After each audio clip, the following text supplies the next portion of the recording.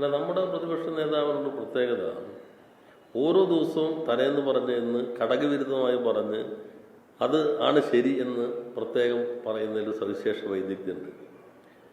ഇത് എത്ര തവണ നിയമസഭയിൽ തന്നെ തുറന്നു കാട്ടപ്പെട്ടതാണ്. ആ പെൻഷൻ കൊണ്ടുവരുമ്പോഴുള്ള ചർച്ച എന്തായിരുന്നു? അന്ന് ഇത് പ്രത്യുൽപാദനപരമല്ല എന്ന് പറഞ്ഞ ആളുകൾ എന്ത് സമീപനം സ്വീകരിച്ചു? ഈ 1600 ഇപ്പോൾ 2000-ലെത്തിയില്ലേ പെൻഷൻ? 100 രൂപയല്ലേ UDF-ന്റെ സംഭാവന ആകെ? അത് കൊടുത്തൂല്ലല്ലോ. പിന്നെ VS ഗവൺമെൻറ് വന്നപ്പോഴല്ലേ ആ 100 രൂപ കൊടുത്തത്. ഇപ്പോൾ ഒരു പ്രസംഗത്തെക്കുറിച്ച് തന്നെ ഞാൻ അങ്ങനെ പറഞ്ഞില്ല എന്ന് നിയമസഭയിൽ പറഞ്ഞില്ലേ? ഇപ്പം എല്ലാം ഇത് പഴയ പോലെ അല്ലല്ലോ, എല്ലാം പബ്ലിക് ഡൊമൈനകത്തുണ്ടല്ലോ. അങ്ങേയറ്റം വസ്തുതാവിരുദ്ധമായ കാര്യങ്ങളാണ് ആധികാരികമെന്ന മട്ടിൽ പ്രതിപക്ഷ നേതാവ് പറയുന്നത്. അത് കഴിഞ്ഞ ദിവസം നിയമസഭയിലും ഞാൻ തന്നെ ഒരു പ്രശ്നത്തിൽ സൂചിപ്പിക്കുകയുണ്ടായി.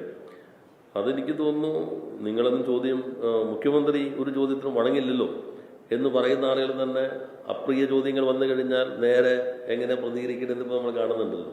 നമ്മുടെ മാധ്യമങ്ങളുടെ ഒരു പ്രത്യേക പരിലാളന പ്രതിപക്ഷത്തിനുണ്ടല്ലോ. AI ക്യാമറ കേസ് തള്ളി.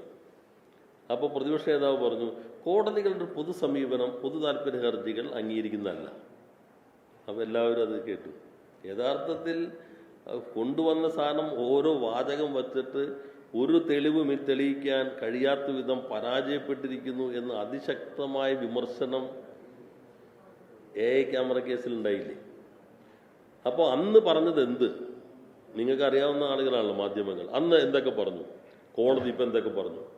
ശരിക്കും അത് കൊടുക്കേണ്ടതായിരുന്നില്ലേ? കോടതി ഇന്ന കാര്യങ്ങളാണ് പറഞ്ഞിട്ടുള്ളത്. പ്രതിപക്ഷത്തിൻ്റെ മുഖത്തേറ്റടിയായിരുന്നല്ലോ AI ക്യാമറ. K-ഫോൺ വന്നപ്പോൾ എന്ത് പറഞ്ഞു ചീഫ് ജസ്റ്റിസ്? നിങ്ങൾക്ക് പബ്ലിക് ഇൻട്രസ്റ്റ് ആണോ പബ്ലിസിറ്റി ഇൻട്രസ്റ്റ് ആണോ? ഇന്ത്യയിൽ ഏതെങ്കിലും കോടതി ഒരു പ്രതിപക്ഷ നേതാവിനോട് ഈ ചോദ്യം ചോദിച്ചിട്ടുണ്ടോ? അസാധാരണമായതല്ലേ വാർത്ത. അപ്പോൾ ആദ്യമായിട്ടാണ് ഒരു ഹൈക്കോടതി ചോദിക്കുന്നത്. ഇപ്പോൾ സ്പ്രിംഗ്ലർ, ഇപ്പോൾ അവർ ഗുർഗാവിൽ ഓഫീസ് തുടങ്ങിയില്ലേ, വലിയ ക്യാമ്പസ് തുടങ്ങിയില്ലേ? സ്പ്രിംഗ്ലർ ഇവിടെ വരേണ്ട സ്ഥാപനമല്ലേ? ആരാ അത് ഓടിച്ചത്? 26,000 കോടിയിൽ ഇപ്പോൾ ന്യൂയോർക്ക് മാർക്കറ്റിൽ, ഓഹരി മാർക്കറ്റിൽ അവർ ലിസ്റ്റ് ചെയ്യപ്പെട്ടില്ലേ?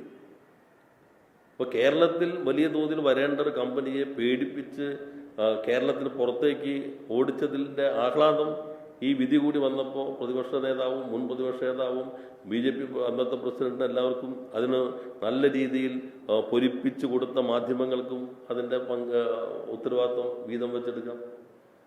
ശരിക്കും നിക്ഷേപത്തെ ആരും ഓടിക്കുന്നത് കേരളത്തിൽ നിന്ന്?